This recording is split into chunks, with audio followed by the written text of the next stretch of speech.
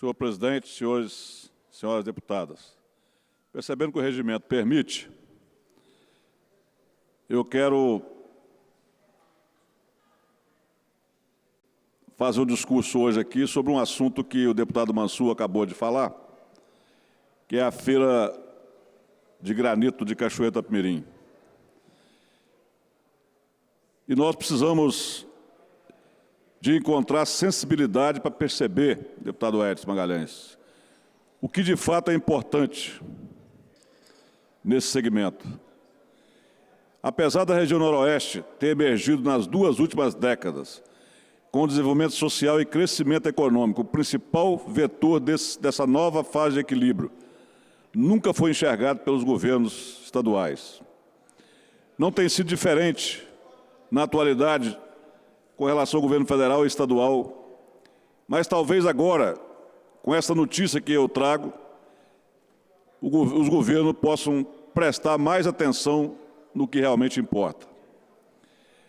Quero anunciar que, apesar da saúde econômica do setor, apesar da saúde tecnológica, pois o Noroeste do Espírito Santo tem o maior parque tecnológico do setor de rochas ornamentais da América Latina, apesar do ótimo desempenho do setor na balança comercial brasileira, com um saldo de mais de US$1 bilhão em plena recessão econômica, apesar da importância para a composição do PIB capixaba, com 11% de participação, e apesar do esforço dos empresários do setor, os efeitos da crise econômica internacional finalmente chegaram ao setor de rochas ornamentais no norte e noroeste do Espírito Santo, depois de resistir bravamente o setor, pela primeira vez nos últimos 20 anos, começa a demitir trabalhadores.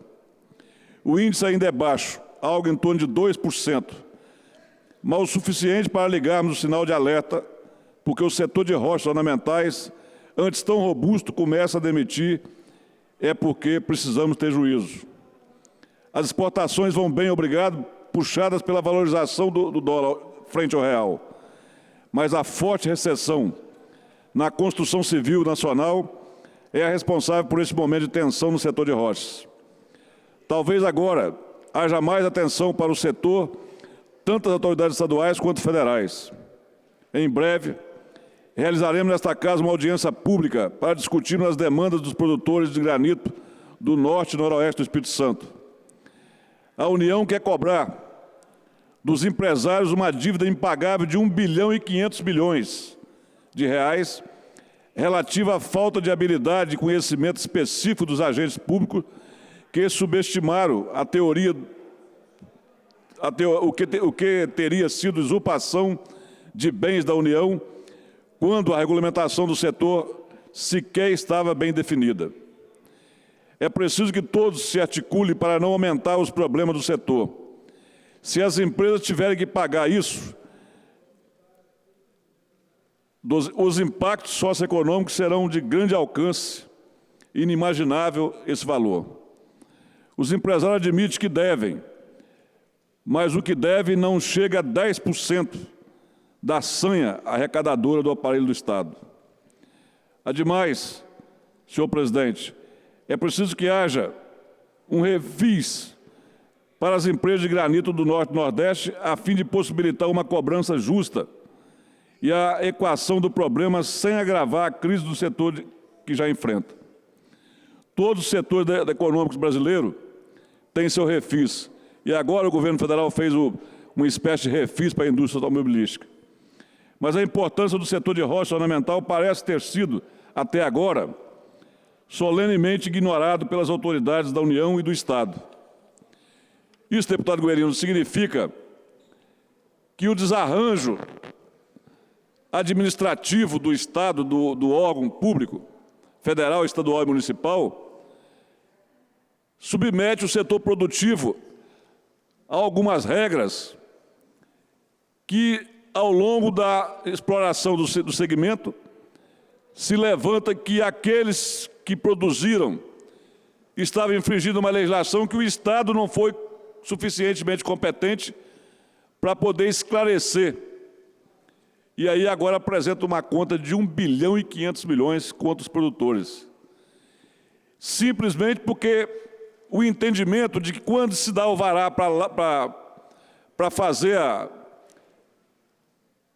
lavra,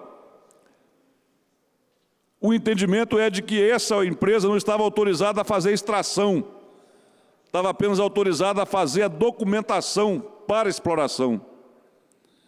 E olha quantos anos que isso tem acontecendo, e agora a União resolve cobrar esse dinheiro, esse imposto, essa dívida, relacionada desde quando eles começaram a produzir. Como se os trabalhadores, se os empresários conseguissem produzir granito escondido. Todo mundo, todo o Estado, todo o servidor público, toda a classe relacionada às atividades conhece a exploração. E todo mundo ficou quieto. Ninguém foi lá dizer, você ainda não tem lavra para exploração, você tem lavra só para organização e para documentação.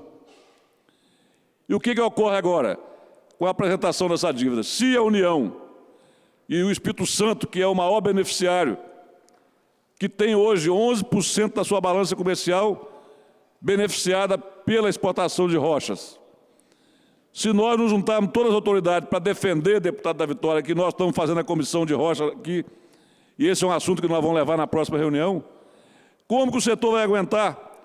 Se você trabalha na agonia, que trabalha na dificuldade que o setor de rocha trabalha, porque ali não mexe com algodão, ali mexe com pedra, e quem sobrevoa essas áreas sabe que ali é trabalho difícil, é um manejo muito complicado, é acidentes e possibilidade de acidente frequentemente. Quem trabalha com rocha não ganha dinheiro fácil, não. É um dinheiro suado. É um dinheiro que custa muito caro a sua produção. Isso tudo para enriquecer o país, para enriquecer o Estado. E agora a União apresenta essa conta de 1,5 bilhão em cima do setor de rocha, principalmente do norte e noroeste. E nós estamos precisando do socorro das autoridades, da Assembleia Legislativa, para intermediar, para viabilizar, primeiro, um ajuste dessa conta, que ela não pode ser, por nenhum cálculo, por nenhuma base de cálculo justa, não pode passar de 10% desse valor. E mesmo que seja 10% do valor, nós precisamos, a Assembleia Legislativa precisa socorrer esse segmento, tentando fazer um refis, porque nem todo mundo que está no setor tem a capacidade financeira, econômica e empresarial de fazer o pagamento desta dívida, tirando o capital de giro próprio, para poder pagar imposto que não foi cobrado na época própria, que não foi alertado pela própria União. Então, creio que nós precisamos enfrentar essa demanda. Aqui na Casa, nós temos uma comissão especial que é composta por mim, pelo deputado da Vitória, pelo deputado Freitas, e gostaria de contar com o apoio de todos os outros deputados, que nós elaborássemos um documento e tentássemos conseguir, quem sabe o deputado Dari, que consegue tudo, não conseguiu uma audiência com o governador do Estado, para a gente poder levar essa reivindicação e tentar fazer com que isso possa realmente acontecer. É necessário que o Estado não vire as costas para um setor desse.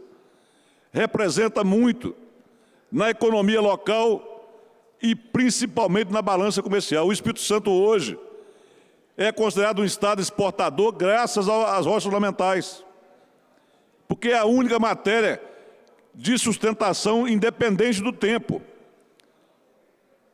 porque praticamente funciona os 12 meses do ano.